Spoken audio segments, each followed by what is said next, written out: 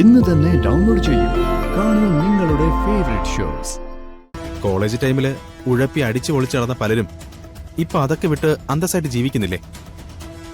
പൃഥ്വി അങ്ങനെ ആയിക്കൂടെ?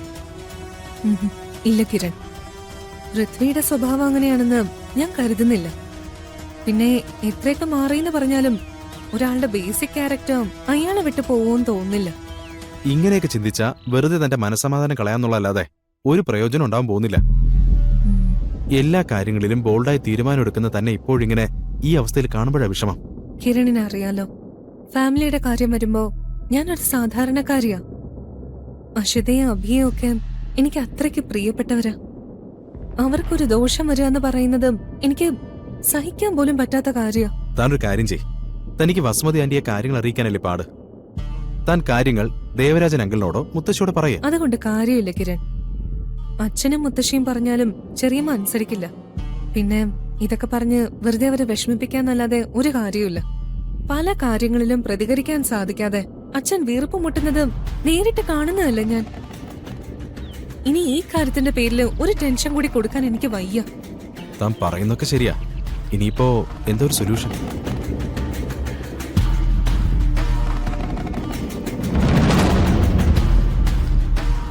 വിവാഹത്തിന് മുൻപ് എങ്ങനെയെങ്കിലും കാര്യങ്ങൾ ഞാൻ എല്ലാരെയും അറിയിക്കും. ഒരിക്കലും ഞാനായിട്ട് അഷിയെ ഒരു നരകത്തിലേക്ക് തള്ളിവിടില്ല. അതാണ് ശരി. നല്ലൊരു അവസരത്തിനായി നമുക്ക് കാത്തിരിക്കാം.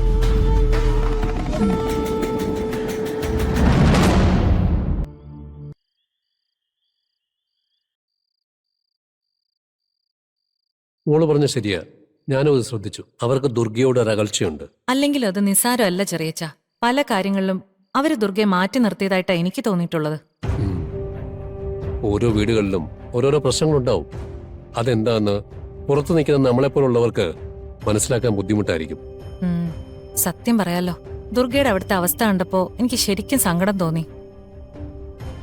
അതുകൊണ്ടാ നമ്മൾ തിരിച്ചു പോരാൻ നേരം ഞാൻ ആ കുട്ടിയെ വിളിച്ച് സംസാരിച്ചത്. ഞാൻ ശ്രദ്ധിച്ചു. എന്താ മോള് ദുർഗയോട് പറഞ്ഞത്? ദുർഗയ്ക്ക് എന്തെങ്കിലും സഹായം വേണമെങ്കിൽ മടി കൂടാതെ ചോദിക്കണമെന്നാ പറഞ്ഞത്. പക്ഷേ അവിടെ ആ കുട്ടീനെ ഞെട്ടിച്ചളഞ്ഞു. സംസാരത്തില് ഒരിക്കൽ പോലും അവൾ അവളുടെ വീട്ടിലുള്ള ആരെ ഒരു കുറ്റവും പറഞ്ഞില്ല. അതൊരു നല്ല പെൺകുട്ടിയാണെന്ന് എനിക്കും തോന്നി. എന്തായിരിക്കും ദുർഗ അവരെ അകറ്റി നിർത്തുന്നത്? അതിന് പ്രത്യേകിച്ചൊരു കാരണം വേണോ പൂർണിമേ? എന്തൊക്കെ പറഞ്ഞാലും അഷിതയുടെ സ്വന്തം ചേച്ചിയല്ലല്ലോ ദുർഗ. ദേവരാജന്റെ ആദ്യ ഭാര്യയിലെ മോളല്ലേ? അപ്പൊ പിന്നെ ആ ഒരു വേർതിരിവ് അഷിതയുടെ അമ്മയുടെ ഭാഗത്തു നിന്നുണ്ടാവുക സാധാരണല്ലേ? രണ്ടാനമ്മ എപ്പോഴും രണ്ടാനമ്മ തന്നെ ആയിരിക്കും. സ്വന്തം അമ്മയുടെ സ്നേഹവും കരുതലും ഒന്നും ഉണ്ടാവില്ലല്ലോ. നമ്മൾ അതേക്കുറിച്ച് കൂടുതൽ ചിന്തിക്കാതിരിക്കുന്ന നല്ലത്. ആ വീട്ടിലെ ബാക്കി പ്രശ്നങ്ങളൊന്നും നമ്മുടെ വിഷയമല്ല. നമ്മള് പൃഥ്വിയെയും അഷിതയെയും കുറിച്ച് മാത്രം ഓർത്താ മതി. അതും ശരി. പക്ഷേ ദുർഗ ഒരു അന്യ ആളായിട്ട് കാണാൻ എനിക്ക് സാധിക്കുന്നില്ല. എന്തോ ഒരു അടുപ്പം ആ കുട്ടിയുമായിട്ടുള്ളതായിട്ടൊരു തോന്നല് വരുക. അത് മോളുടെ മനസ്സിന്റെ നന്മ കൊണ്ട് തോന്നുന്നേ. വെറുതെ ഓരോന്നോർത്ത് ഉറക്കം കളയാതെ മോള് പോയി ഉറങ്ങാം. ഞാനും ഒന്ന് കിടക്കട്ടെ. നല്ല ക്ഷീണമുണ്ട്. ശരി ചെറിയച്ച, ഗുഡ് നൈറ്റ്. Good night.